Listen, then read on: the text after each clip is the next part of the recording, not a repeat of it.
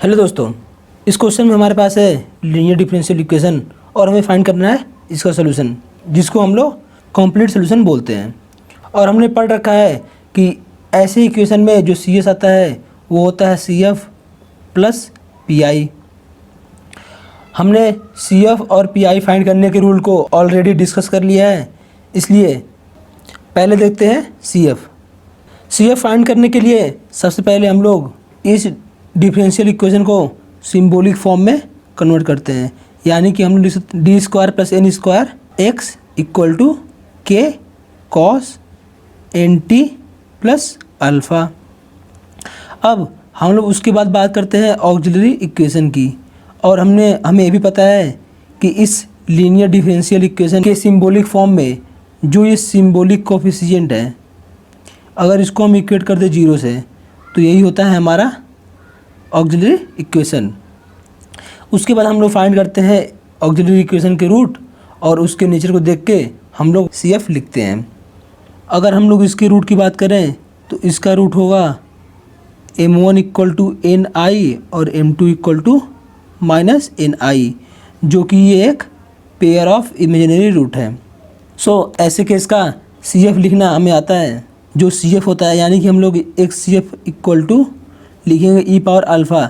Alpha होता है real part, जो कि यहाँ पे जीरो है, इसलिए zero T into C one cos beta, beta यानी कि एन, तो यहाँ लिख देंगे हम लोग N T plus C two sine N T. So ये तो हमारा फाइंड हो गया सी एफ। अब हम बात करेंगे पी आई का।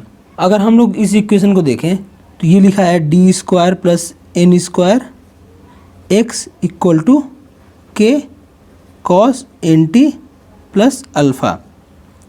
यहाँ से एक्स पी आई हम लोग लिख सकते हैं 1/d square plus N square K cos N alpha N T plus alpha.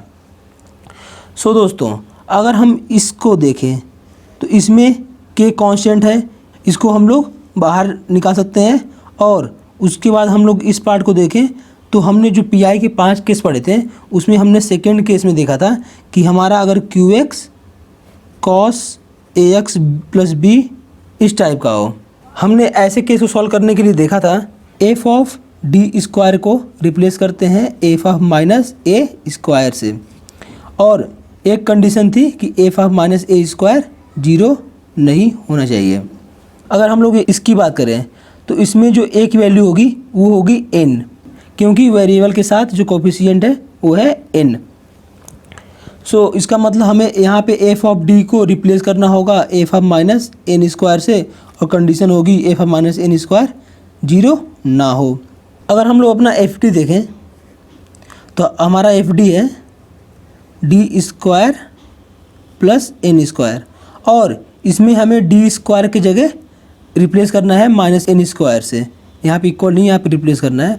So F of minus N square होगा minus N square plus N square equal to zero, यानी कि जो हमने कंडीशन बोली थी कि F of minus N square equal to zero नहीं होना चाहिए, वो ही केस हो गया। सो इस केस में भी हमने देखा था कि हम अब लोग जो हमारा पी आई कुछ इस तरह दिख रहा था, इसको हम लिखेंगे X P I equal to T time, जो वेरिएबल होगा वो एक बार आएगा, और यहाँ पे हम लोग थोड़ा सा चेंजेस करेंगे, अभी देखते हैं आगे, और बाकी एज इट इज। सो अब इस केस में हम यहाँ पे एफ ऑफ डी स्क्वायर को रिप्लेस नहीं बल्कि एफ डैश डी स्क्वायर को रिप्लेस करेंगे F dash minus N square से, और यहाँ पे कंडीशन होगी कि F dash minus N square zero नहीं होना चाहिए। तो पहले अगर हम एफ डी को डिफ्रेंशिएट कर लें तो हमारा एफ डैश डी होगा 2d, और हमें इसमें रिप्लेस करना होगा डी स्क्वायर। तो हम इसको डी स्क्वायर बनाने के लिए सिंपली डी से मल्टीप्लाई और डी से डिवाइड कर सकते हैं, लेकिन हम लोग पहले इसमें यहाँ पुट करते हैं फिर देखते हैं। तो हम लोग यहाँ से एक्स पी आई अब लिख पाएंगे टी इंटू 1/2d के cos N T plus alpha.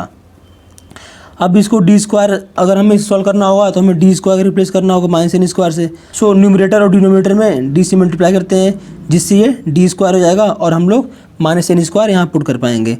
इसको हम लोग लिख पाएंगे अब 2 इंटू डी स्क्वायर होगा यहाँ पे माइनस एन स्क्वायर, और यहाँ पे बचेगा हमारा ये चीज़ डी डॉट बाकी फंक्शन।